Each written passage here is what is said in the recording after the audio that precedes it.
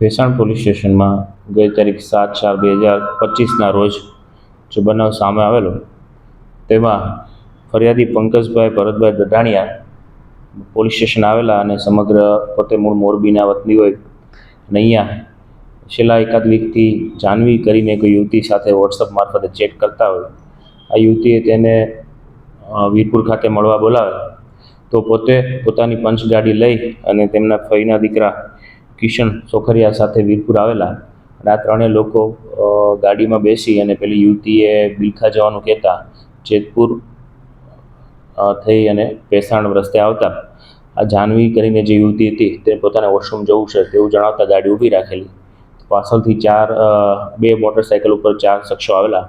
અને તે પૈકી તેમને જાનવીને નીચે ઉતારી એક શખ્સ ટુ વ્હીલ ઉપર બેસાડીને નીકળી ગયેલો અને અન્ય 3 જે અજાણ્યા ઈસમો છે તે આ ટાટા પંચ જે ફરિયાદીની ગાડી છે તેમાં બેસેલા અને આ ફરિયાદીને પાછળ બેસાડી આ પોતે શા માટે આ યુવતી સાથે સંપર્કમાં આવેલો છે તેના વિડીયો ઉતારવાની વાત કરતા અન્ય યુવાને આ બંનેના વિડીયો ઉતારેલા અને ત્યારબાદ આ જાનવી છે મેરિડ છે, તેને 2 દીકરીઓ છે. જો બળાત્કારનો કેસ ના કરવો હોય તો આ બંને જે દીકરીઓ છે તેમને 25-25 લાખ રૂપિયા આપી દે આમ કહીને 50 લાખ રૂપિયાની માગણી કરેલી, પરંતુ ફરિયાદી પોતે પૈસા આપવા ના હોય આ માટે છે એ ચેક આપવાનું જણાવતા ચેક પણ આપવા તૈયાર ન થતા અંતે આ જે 3 ઈસમો છે તેમને જણાવેલું કે આ તારો જે ફઈનો દીકરો કિશન છે તે અમારી સાથે રહેશે, જ્યાં સુધી તું પૈસાની વ્યવસ્થા નહીં કરે ત્યાં સુધી છે એનું અમે અપહરણ કરીને લઈ જઈએ છીએ, તું તેના માટે રૂપિયાની વ્યવસ્થા થયા બાદ જેતપુર આવશે આમ જણાવી આ જે ફરિયાદી છે પંકજ તેને ભેસાણ ઉતારી દીધેલો. પોતાના પરિવારના જે સભ્યોને લઈ અને ભેસાણ પોલીસ સ્ટેશન ફરિયાદ કરવા આવેલો. બનાવની ગંભીરતાને ધ્યાને રાખી ભેસાણ પીઆઈ ગઢવી સાહેબ અને તેની ટીમ દ્વારા જૂનાગઢ ક્રાઇમ બ્રાન્ચની મદદ લઈ અને આ બનાવને ખરેખર કઈ રીતે બનેલો છે શું છે તેની મૂળમાં જઈ ફરિયાદીની સૌપ્રથમ ભારતીય ન્યાય સંહિતા મુજબ જે પ્રાથમિક વેરીફાઈ કરવું જરૂરી હોય તો આ બાબતે છે આ કેસમાં સંડોવાયેલા કિશન સોખરિયા અને અન્ય પ્રિયા કરીને જે યુવતી છે તે બંનેની આગળ પૂછપરછ કરતા સમગ્ર બનાવ છે ધ્યાને આવેલો કે અગાઉ 1 અઠવાડિયા પહેલાં આ પ્રિયા અને ફરિયાદી પંકજ બંને મળેલા તો તે સમયે પ્રિયાએ છે એ તેના આ ફરિયાદીના મોબાઈલમાં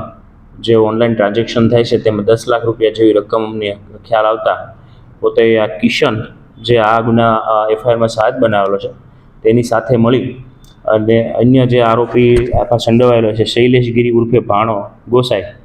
જાનવી આ ઉપરાંતના 3 ઈસમો આ તમામને 6 આરોપીની ટોળકી બનાવી